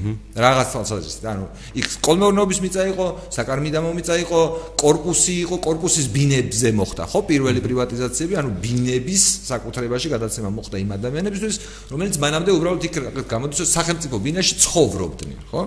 ანუ მე მოხდა ამ რაღაცეების გადაცემა, მე პირველი სართულები, ანუ კომერციული ფართების პრივატიზაცია მოხდა. და მე ეს პროცესი უბრალოდ გაჩერდა. და თან ეს როგორ მოხდა, რომ ვინც ჩააწყობდა, იმისი იყო, იგივე აი წყნეთის აგარაკები თუ ნაკვეთები თუ ასე შემდეგ, რომელიც ბევრჯერ არის თქვა გადაყიდული, ასევე ცნობილი ფაქტია. ხო? ანუ ადამიანებს რაღაცები უნდოდათ, კონკრეტულად ჩალიჩობდნენ, რომ ეს დაეთრიათ, მაგრამ სახელმწიფოს ამაში პროაქტიული როლი არ უთამაშია. სახელმწიფოს არ უთქვია, რომ მე კონკრეტული რაღაცის მოვლა არ შემიძლია და ხალხო ვიღაცას ხო არ გინდათ, რომ თქვენ მიხედოთ, ხო? რის თქმა მინდა, რომ მაგალითად აი წარმოიდგინე, რომ მე რასაც ვამბობ, თქვა 4.5 მილიონი ადამიანი რომ ცხოვრობდეთ, ანუ 3.7 ცხოვრობთ, მაგრამ საქართველოს მოქალაქეები გასულები არიან საზღვარგარეთ. რომ დავუშვათ, რომ საქართველოს მოქალაქეების სრული რაოდენობა ხა არ ვიცი რამდენი კონკრეტულ ადამიანს აქვს მოქალაქეობა, მაგრამ 4.5 მილიონია თითოეულ ადამიანზე ჩვენ უნდა გქონდეს დაახლოებით ჰექტარ ნახევარი, ანუ 15,000 კვადრატული მეტრის საკუთრება. ანუ რაც ნიშნავს, რომ 5 წევრიან ოჯახს საშუალოდ ქვეყანაში უნდა ეკუთვნოდეს დაახლოებით 7.5 ჰექტარი მიწის. ანუ კონკრეტულად 7.5 ჰექტარი მიწის უნდა იყოს ერთი საშუალო ქართული ოჯახის საკუთრებაში. გასაგებია რომ ვიღაცას შეიძლება არც 1 კვადრატული მეტრი არ უნდა, მაგრამ ეს იმას ნიშნავს რომ ვიღაცას უნდა ქონდეს 14 და ასე შემდეგ და ასე შემდეგ. ხო, ანუ გასაგები რომ იყოს საკუთრება რას ნიშნავს. და დღეს ჩვენ გვაქვს 6-ჯერ ნაკლები. ანუ 5-ჯერ 6-ჯერ ნაკლები, ვიდრე შეგვიძლია რომ გქონდეს. და ამავე დროს ღირებულებითი ნაწილის რო წარმოვიდგინოთ, აი რო ხშირად რო ლაპარაკობთ რაღაც ქვანახშირის პრობლემებზე, რომელიც ასევე არ არის საკუთრება, ვიღაც ლიცენზიით აქვს, ხო, აღებული დროებითია. ანუ ამ ადამიანმა არ იცის, რომ ამ საკუთრებას თავის შვილებს დაუტოვებს, თავის რაღაცა იმას დაუტოვებს აქციონერებს დაარჩება. დროებითია ეს ყველაფერი. ანუ სასარგებლო წიაღისეული, რომელიც ერთ-ერთი მნიშვნელოვანი ეკონომიკის მამოძრავი, ანუ დოვლათის მომტანია, ხო? ამის საკუთრება საერთოდ არ შეიძლება, ანუ სახელმწიფო ფაქტობრივად ააზის ამ რაღაცეებს. ო, რას დავიწყო და ხო, ანუ იცი და რაზე არის საუბარი, ვახო, მე მაგალითად მაგაზე მიფიქრია, რატო დაჭირდა საბჭოთა კავშირს პირობითად აი ეგეთი მასობრივი წართმევა საკუთრებების და ყველაფრის თავისუფლების ნაწილი. ხო, აი შენ თუ საკუთრება არ აქვს, ხო, ჩვენ ადამიანებს დავიწყოთ. ანუ საბჭოთა კავშირს ეს შეიძლება ჭირდებოდა ადამიანებს და ჭირდებოდა ადამიანების დასამონებლად. მაგრამ ჩვენ 90-იან წლებში საქართველოში ვინმე ვიფიქრეთ ასეთი ადამიანის თავისუფლებების მიმართულებით. ანუ მე მგონი არ ვიცოდი, ჩემი აზრით 90-იან წლებში უბრალოდ ფიზიკურად არ მოიძებნებოდა ამ ქვეყანის ტერიტორიაზეც კი ცოცხალი ადამიანი, რომელსაც ეს საკითხი უბრალოდ გააზრებული ქონდა. ანუ საერთოდ გააზრებული ქონდა რა ქვეყნიდან, რა ქვეყანაში აღმოჩნდით და ანუ ამ ქვეყნისთვის რა იყო აუცილებელი ატრიბუტები, რომ გამხდარიყო კაპიტალისტური თავისუფალი ქვეყანა, ხო? ანუ ქვეყანა, რომელიც დაფუძნებულია კერძო საკუთრებაზე. აი ზურა რასაც ყვება თავის კლიპში. კი, გავიგე რომ ყველაფერი იწყება სხეულიდან, მაგრამ ეს რაღაცნაირად ნაგულისხმევი საკუთრება. ყველა ფიქრობს, რომ მისი სხეული მისია, ნუ რაღაც გიჟების გარდა, ანუ რაღაც ძალიან გიჟების გარდა. მაგრამ შეიძლება კი ლოგიკურად რაღაცას ვერ ხვდებიან, მაგრამ უკვე როცა საკუთრებაზე მიდის საქმე, ადამიანებს აქვთ უკვე გაჩენილი, რომ გაჩენილი აი რაც შენ თქვი, რომ თუ ადამიანებს ექნებათ საკუთრება, ეს იმას ნიშნავს, რომ ადამიანებს შორის განსხვავება, ანუ იმაში ქონებრივი განსხვავება გაიზრდება. რაც სწორია, ანუ აბსოლუტურად მართალია. უბრალოდ კითხვა მე რა მიჩნდება, იცი? როდის იყო საერთოდ ისტორიაში ის მდგომარეობა, ანუ ჩვენ ხო წეგანასაც ყვებოდი, საბჭოთა კავშირამდე გადავედით ფეოდალური მდგომარეობიდან, ანუ ფეოდალური მდგომარეობა იყო. დღეს საერთოდ მაგალითად ევროპის ბევრ ქვეყანას ეს ფეოდალიზმის, ესეთი ქართული ფეოდალიზმის მაგვარი პერიოდი გავლილი ხონდა, ინდუსტრიული რევოლუციები იყო ევროპაში მანამდე, ხო, და დაწყებული ინგლისიდან. ჩვენ ეს პროცესი ვერ გავიარეთ, ანუ ვერ მოხდა აი იმ შენი თავადებიდან, აზნაურებიდან და ასე შემდეგ, ქონების გაწევას. ილია ჭავჭავაძემ რაც მოიფიქრა ბანკი, შინაარსობრივად ნიშნავდა იმას, რომ არაეფექტური მფლობელებიდან, ანუ კონკრეტულად მაგკასტიდან, ანუ თავადაზნაურებისგან, ქონებას გადაენაცვლა უფრო ეფექტური მფლობელების ხელში. და ეს უფრო ეფექტური მფლობელები შეუძლებელია, რომ იმის წოდების მიხედვით განისაზღვრებოდეს, ხო? ეს ეფექტური მფლობელები გახდნენ ახალი გლეხები, მე რომ გააკულაკეს რეალურად. ანუ გააკულაკებული ადამიანები იყვნენ ის ადამიანები, რომლებმაც გადმოიბარეს თავადაზნაურობისგან ის ქონება, რასაც ისინი ვერ უვლიდნენ. ხვდები? ანუ ეს პროცესი კი არ გააგრძელდა, ეს პროცესი უცბად გაჩერდა ერთ კონკრეტულ მომენტში, ყველას წაერთვა საკუთრება იმ ახლად გამდიდრებულ გლეხსაც, იმ თავაცაც, რომელსაც ჯერ ბოლომდე არ ქონდა დაკარგული, იმ ჩვეულებრივ ნორმალურ ადამიანსაც, რომელიც კაცმა არ იცის მომავალში რას იზავდა, ხო? ანუ უცბად გაჩერდა ეს ყველაფერი. და შემდგომში ეს პროცესი გაუაზრებლობის გამო, 90-იან წლებში ჩვენი გაუაზრებლობის გამო, ფაქტიურად მივატოვეთ და ჩავთვალეთ, რომ ანუ ეს ქონება ვისია დღეს, ანუ ჩვენ რა გვინდა, ხო? ჩვენ გვინდა, რომ საბოლოო ჯამში აი ეს უზარმაზარი შესაძლებლობები, რომელსაც მოგვცემდა ჩვენივე ქვეყანა, ვიღაცის ქვეყანა კი არც, ის კი არა მართლა რაღაცა დასაბრუნებელი ტერიტორია, ჩვენივე ქვეყანა, რომელშიც 55% მარტო ტყის რესურსებია, რომელიც გაკეთება საერთოდ შეუძლებელია. ჩვენ დასაბრუნებელი ჯერ გვაქვს საქართველოს ის ტერიტორია, რომელიც საქართველოს მთავრობის იურისდიქციაში. რა თქმა უნდა, ჩვენთვის ყველაზე ახლო, ანუ მიზანი რო დავისახოთ, მათ შორის პოლიტიკური მიზანი რო დავისახოთ, რომელი პოლიტიკური მიზანი უფრო ახლოა? პუტინს გამოვართვათ ტერიტორია, რომელიც მან წაგვართვა, თუ ბახტაძეს გამოვართვათ. ბახტაძე versus პუტინი. აი ეს ყავს სინამდვილეში. და ჩემი აზრით, ბევრად უფრო მნიშვნელოვანია, რომ გავიაზროთ, რომ ბახტაძესთან უფრო მეტი შანსი გვაქვს დღეს, დღევანდელ კონტექსტში, ვიდრე გვაქვს კრემლთან, ვიდრე გვაქვს პუტინთან, ხო? და თუ ჩვენ ის დავიჯერეთ, რომ ეს ყველაფერი, სინამდვილეში ჩვენი, ანუ კითხვა რაში ისმება, აბა ვისია? ხო, ხადე. ანუ შენ რო უსვავ ხოლმე კითხვას, რომ სხეული ჩემი არ არისო, ვიც გეუბნება, მაშინ შენ მე არ დაგელაპარაკები და გამოჩნდეს ის კაცი, ვისიც არის შენი სხეული და მე იმას დაველაპარაკები და შენთან ლაპარაკს რა აზრი აქვს? მაშინ არის ზუსტად აქაც იგივე სიტუაცია, კითხვა უნდა დავსვათ, რომ თუ ჩვენი არ არის, აბა ვისია? ანუ ვინ იღებს გადაწყვეტილებას, ანუ გვაჩვენებენ ასობს ვინ აგებს, ვინ უვლის, ანუ საკუთრება არც კი ვიცით რამდენია. საკუთრება წარმოიდგინეთ, საკუთრება ხო არის თავის მოიცავს იმას, რომ ვიღაცა მასზე ზრუნავს, ხო, შენ ხო ამით დაიწყე. ვინ ზრუნავს ამაზე? აი კონკრეტულად ვინ არის პატრონი? ამ იმას ჩვენ საკუთრების პატრონი ერთადერთი გონია თოფიანი კაცი. ანუ ჩვენ იმ ტერიტორიებს, რასაც ჩვენ ამბობ, თოფიანი კაცით ვიცავთ, იმიტომ რომ სხვანაირი დაცვა არ აქვს, იმიტომ რომ ეგერი, ანუ მეტყევე, რომელიც სინამდვილეში გაჯარიმებს თუ შენ იქ რაღაცას არასწორად რაღაცას მოიქცევი, გააკეთებ, ან რა ვიცი რაღაც, ასევე ალბათ სანქციები იქნება სხვადასხვანაირი დარღვევებისთვის, აი კანიონში ვერ შეხვალ, თუ ბილეთი არ აიღე და შენ ანუ ჩვეულებრივად სახელმწიფო, აი გეიზერები, არ ვიცი, ანუ გზაზე რო ხედავდით ხოლმე სინამდვილეში იმით ხო არავინ არ საგროვებდა ჩუხჩუხებდა ენერგია, ხო, რომელიც შეიძლება იყოს, რა ვიცი, მომტანი, უზარმაზარი შესაძლებლობების იქ ცხოვრები ადამიანებს. ანუ არავინ არ ზრუნავდა სინამდვილეში. ანუ ხო ადამიანებისთვის ხო გასაგებია ვისი საკუთრება, კერძო საკუთრება თუ სახელმწიფო საკუთრება, ერთი შეხედვით შეგიძლია იცნო. ანუ აი ამაზე უფრო თვალნათელი მაგალითი რა უნდა იყოს იმისი თუ რომელი გზით უნდა წავიდეთ. აი რომ დაინახავ ტერიტორიას და ხვდები კერძო საკუთრებაა თუ საჯარო საკუთრებაა და თუ კერძო საკუთრებაა ეტყობა კერძო მესაკუთრის ხელი თუ საჯარო საკუთრებაა ეტყობა ის რომ არავინ პატრონი არ ყავს გაპარტახებულია ამაზე თვალნათელი მაგალითი იმისი რომ რაღაცა ესეთი მიმართულებით წასვლა არ შეიძლება საქართველოს მოქალაქეებს თუ ხო ჩვენია ეს ქვეყანა ანუ ჩვენზე ღირებული საქართველოს მოსახლეობის ანუ ვინც ვართ რა აქ ვინ ცხოვრობთ ამ ტერიტორიაზე ჩვენზე ღირებული ხო არავინ არ დადის ეს ტერიტორია თუ რამე საერთოდ რამე ფასი თუ გააჩნია საქართველოს ხო ფასი გააჩნია იმიტომ რომ ჩვენ ვართ აქ ხო და თავარი ჩვენ ვართ ჩვენ გამსაზღვრავთ თელშინარს გონებას აზრს ამ ტერიტორიაზე ჩვენ გამსაზღვრავთ და ჩვენ გვეკუთვნის ქვეყნის ტერიტორიის 20%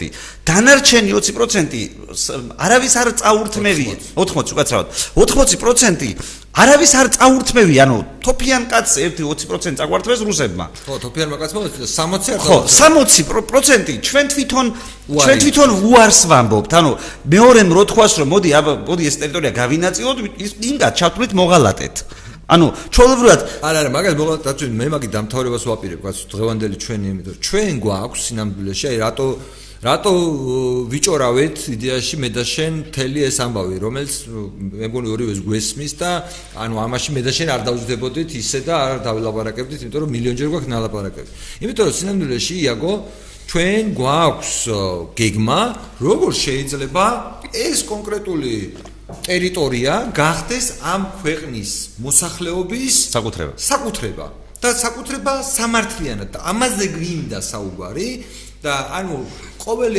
ჩემ ყოველ შემთხვევაში ამ გადაცემებში შეიძლება სხვა გადაცემები გავაკეთოთ გირჩი მაგრამ აი რაღაცა პერიოდი თქვა შემდგომი გადაცემები გვექნება ზუსტად ამ პროექტზე რომელიც გულისხმობს ჩვენს იდეას როგორ შეიძლება კერძო საკუთრება დაბრუნდეს ქვეყანაში და იყოს წამყვანი ანუ ადამიანებს ჰქონდეთ კერძო საკუთრება ანუ გონია რომ წარმოიდგინე უცბად შეგვიძლია თავში დაგვეცეს იმაზე ბევრად მეტი ქონება ვიდრე ნებისმიერ საქართველოს მოქალაქეს რომელსაც აი უბრალოდ აი რაღაც შეფასების დონეზე წარმოუდგენია რა ქონების პატრონები ვართ ხო აი წარმოიდგინე ბავშვი ერთი პროცედურაა ჩასწარებელი უპატრონო ქონება უნდა გავინაწილოთ ბავშვები რო იბადებიან ხო საქართველოში დაახლოებით დათვლილი მაქვს რომ 3500 ლარამდე აქვთ ვალი დაბადების მომენტში ანუ ეს ვალი ავკიდეთ ჩვენ ანუ ეს ვალი იმის გამო რომ ჩვენ რაღაცა ვალები ვიღაცებისგან ავიღეთ ამათი სახელით ბავშვების სახელით ანუ ვინც ყდება ფაქტურად გვალგადაუხდელი მიდის იმ ქვეყნად ახალი ბავშვები ვინც იბადებიან ფაქტურად ვალით იბადებიან ხო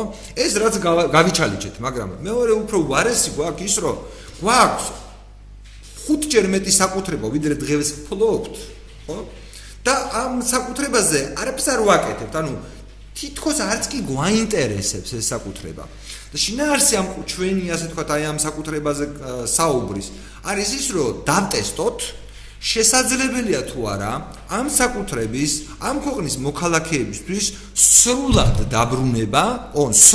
დაბრუნება ისე რომ ეს იყოს ამავე დროს სამართლიანი ანუ დავტესტოს არის თუ არა ის გზები რომელიც ჩვენ გვაქვს მოფიქრებული სამართლიანი და შესაძლებელია თუ არა პრაქტიკულად ამ გზის გავლა ყოველგვარი რაღაცა განსაკუთრებული რაღაცა სირთულეების გარეშე ანუ ეს აგვაქვს გასაკეთებელი რეალურად ეს აგვაქვს ასახსნელი რამხელა შესაძლებლობებს კარგავთ იმით რომ ამაზე არ ვლაპარაკობთ ამაზე არ ვფიქრობთ ამაზე არ ვსჯელობთ და არ ვკამათობთ და თან წარმოიდგინე ანუ მაყურებლისთვის რო იყოს გასაგები წარმოიდგინეთ რომ საქართველოს ტერიტორია 90% თქვა 10 რაღაცა გზები რაღაცა დარჩა მთავრობას თავუშოთ 90% არის საქართველოს მოქალაქეების საკუთრებაში ამ ასეთ რეალობაში სახელმწიფოს აი 10%-ის მესაკუთრის და ადამიანების ურთიერთობა ბევრი მიმართულებით მათ შორის აი საემიგრაციო პოლიტიკა ხო აბსოლუტურად განსხვავებული იქნება ადამიანები რომელსაც 90% ეკუთვნის ამ ქვეყანაში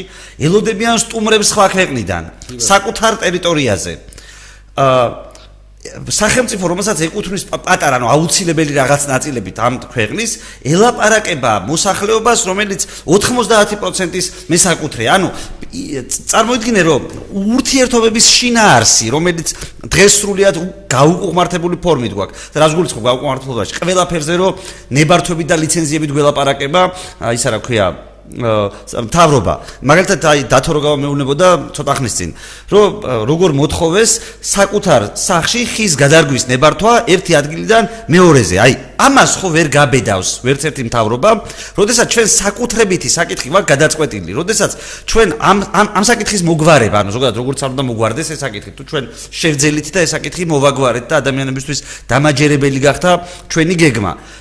თავის თავში ხო ავტომატურად მოიცავს იმ სამართლებრივი შეზღუდვების და ბოროტებების მოშორებას, რომელიც დღევანდელ სისტემას გააჩნია. და დღევანდელ სისტემას გააჩნია ის, რომ ეს 20% ხო გვაქვს და ამ 20%-ს კიდე უამრავი შეზღუდვები აქვს. ჩვენ 20% რო თავისუფალი გქონდეს, შეზღუდვებისგან თავისუფალი, ეს საკუთრება, მართლა საკუთრება რო იყოს, ჩვენ მინიმუმ შეიძლება რა ვიცი, 1.5-ჯერ უკეთესი ქვეყანა ყოფილიყავით, 2-ჯერ უკეთესი ქვეყანა ყოფილიყავით და თუ იმ გეგმით რომელზედაც ჩვენ გვაპირებთ შემდეგ გადაცემებში საუბარს, მე მგონია რომ აუცილებლად ადამიანებს უნდა ავუხსნათ ისიც რომ ამ განკერძოების პროცესს თან უნდა მიყვეს მისი რაწესრიგი მოყვება. ხო, რაწესრიგი მოყვება და რეგულაციებისგან და შეზღუდვებისგან გაწმენდა როგორ უნდა მოყვეს. და ჩვენი ამოცანა ალბათ იქნება კიდევ ის, რომ ავუხსნათ სათითაოდ ადამიანებს იმ კონკრეტული რეგულირებების შინაარსი, რომელიც დღეს იმ 20%, რომელიც მოსახლეობის გვაქვს მიცემული, თან მიხვება, რომ ბოლომდე არ იყოს. სახელმწიფო მე რაც მაგალითად ვთქვი, რაღაცა მშენებლობის ნებართვას თუ არ გაძლევენ, ეს ხო ფაქტურად ამ საკუთრებას ანგრევს. ექსპროპრიაციაა, ექსპროპრიაცია, ვითომ გაგვზა სინამდვილეში ვერაფერში ვერ იყენებ და რაც იდეაში საკუთრების ჩამორთმევაა. წარმოიდგინე, მაგალითად შენ დღეს ნებისმიერ ნორმალურ ადამიანისთვის, ნორმალურ საზოგადოებაში, ადამიანმა საკუთარ ტერიტორიაზე რო აღმოაჩინოს წიაღისეული, ეს მას უნდა ეწყინოს თუ გაუხარდეს? ეს უნდა ეწყინოს, იმიტომ რომ მოუწევს ნებართვის აღება, არა, ჩამოართმევენ, ნებართვას კი არა, ეს იქნება იჯარით მისცემენ საკუთარ მიწას. გამახსენდა ჩვენი ერთ-ერთი რაღაც ადამიანი, რომელიც გვიყვებოდა, რომ შემთხვევით რაღაც წყალი თუ რაღაც ამოვიდა და აწვალეს, იმიტომ რომ ნებართვა დაჭირდა წყლის. წყალი გაუმართლა, მაგრამ იქ რო სხვა რამე ოქრო ყოფილიყო, ან ყოფილიყო ნავთობი, წაართმევდნენ. ეს ხო არ შეიძლება ეს წესრიგი იყოს ნორმალური და ჩემი აზრით ჩვენ ამ საკუთრების ნაწილი ამ წესრიგის მოშორების გარეშე არ არსებობს. ეს ამის ნაწილი არის საკუთრების ნაწილი. რეალურად ჩვენ გვაქვს ასახსნელი, გარდა იმისა, რომ ჩვენ მე კითხვებიც გვაქვს ადამიანებთან, რომლებიც ამ საკითხით დაინტერესდებიან, იმიტომ რომ ეს არის ფაქტურად წინადადება ჯერ პირველ რიგში ჩვენს მომხრეებს, რომელიც ჩვენს ჯგუფში რო უამრავ კითხვას სვავენ ხოლმე, რომელიც ჩემი აზრით თავიანთი პრიორიტეტები ძალიან მნიშვნელოვნად აცდენილი და განსხვავებული არის საკითხები, რომელიც არის ძალიან მნიშვნელოვანი, არის საკითხები რაღაც საშუალო მნიშვნელობის და არის უნიშნელო საკითხები და ამ პრიორიტიზაციას ვერ გრძნობ ხოლმე რა ხშირად, მგონია რომ ძალიან მნიშვნელოვანი და ძალიან უნიშნელო საკითხები ლამის ერთ დონეზე გვაქვს დაყენებული. და მგონია რომ კონკრეტულად ეს თემა, საკუთრების თემა, გააზრების დონეზე თუნდაც რო გავიაზროთ რას ნიშნავს, რა პერსპექტივებს ვკარგავთ იმის გამო რომ ეს გააზრებული არ და მითების გჯერა, ხო? არის ყველაზე მნიშვნელოვანი თემა ამ ქვეყანაში. მართლა ყველაზე მნიშვნელოვანი, განათლებაზე მნიშვნელოვანი თემაც კი არის საკუთრების თემა ამ ქვეყანაში. განათლებასაც რომ მოიტანს ისეთი თემა. განათლებასაც რომ მოიტანს ისეთი თემა. და რეალურად ჩვენ გვინდა რომ ამ ადამიანებთან ერთად გავიაროთ, ვინც ამ პერიოდის განმავლობაში გამოყვება და მოგვისმენს, ეს არის პრაქტიკულად ჩვენი პირველი მცდელობა, რომ ამ თემის განხილვა დავიწყოთ, გავიაროთ ყველა ის საკითხი, მათ შორის ვუპასუხოთ ყველა იმ კითხვას, რომელიც ამ პროცესის განმავლობაში გაუჩნდებათ ადამიანებს. ერთი კითხვა უბრალოდ მოვასწარი, რომ წამეკითხავა ხო და ბარემ ამითი იქნება რომ დავასრულოთ ეს პროცესი, მაგალითად ესეთი ნაკრძალები და რაღაც ტერიტორიები, რაღაცები უცხოეთშიც სახელმწიფო საკუთრებაშია. და მე ვფიქრობ, რომ ჩვენ უნდა გავცეთ პასუხი იმ კითხვასაც, რომ უცხოეთშიც რამ განაპირობა ეს და რომ უცხოეთშიც შეცდომა, ამაში უნდა დავარწმუნოთ ადამიანები და უცხოეთშიც ეს გახდა იმ ტალღის ნაწილი, რომელმაც საბჭოთა კავშირში ყველაფერი წაიღო. უცხოეთში უბრალოდ ყველაფერი ვერ წაიღო და ეს ამის ახსნაც მოგვიწევს როგორც ჩანს. კი ბატონო, მოკლედ დღეს ამით დავასრულოთ. ხვალე, ზოგადად რას ვაპირებთ რა, რომ მე ვთხოვე ჩვენს მეგობრებს, ადამიანებს, რომლებიცაც მე ვთვლი კომპეტენტურებად, რომ მონაწილეობა, ანუ ამ ადამიანმა არ იციან სიტყვა რა უნდა მოყვეთ, ანუ ისინი არის იქნებიან იგივე მდგომარეობაში, რა მდგომარეობაში იქნება ჩვენი მსმენელი, მაგრამ ისინი არიან კომპეტენტურები და არ გამოგვივა ჩვენ ერთმანეთთან ესეთი მეგობრული დიალოგი. ისინი დასვამენ დისკუსია იქნება, რომელშიც ჩვენ მოგვიწევს რაღაცა აქტიურად ხო არ დაასახელებ ვიზი არის საუბარი. საუბარი არის გიორგი პაპავაზე და საუბარი არის ირაკლი ყიფიანზე, რომელსაც მე დღეს ვესაუბრე და ორივესგან რაღაცა თანხმობა მივიღე. ხვალიდან თქვა ჩვენ შეგვეძლება რომ ამ ადამიანებთან ერთად დავტესტოთ ის იდეა რომელიც გირჩი დაახლოებით ალბათ 6-7 თვის განმავლობაში გვაქვს მაგრამ სამწუხაროდ აქამდე ვერ მოვახერხეთ ამ თემაზე ლაპარაკი. მოკლედ ახლა წავიდეთ და სადღაც 50 წუთში Google შემატკივროთ არგენტინას და ვისთან თამაშობს? ნიგერიასთან. თავის გადამრჩენელს ეთამაშება. მოკლედ იაგო და მე იაგოს გამო Google-ს შემატკივრებ არგენტინას და თქვენც იგივეს მოგიწოდებთ არ ამგონია რომ ახლა ნიგერიის ფანები ბევრი ყავდეს. იაგო რამე უსურვე მეს არა ნუ მესის უსურვებ რომ ხასიათზე იყოს მოგების მეტი არაფერი არ ჭირდება. აი მაშინ მოგება უნდოდეს მეტი არაფერი. მაშინ დაგემშვიდობებით დღეს ამ ნოტაზე. კარგად.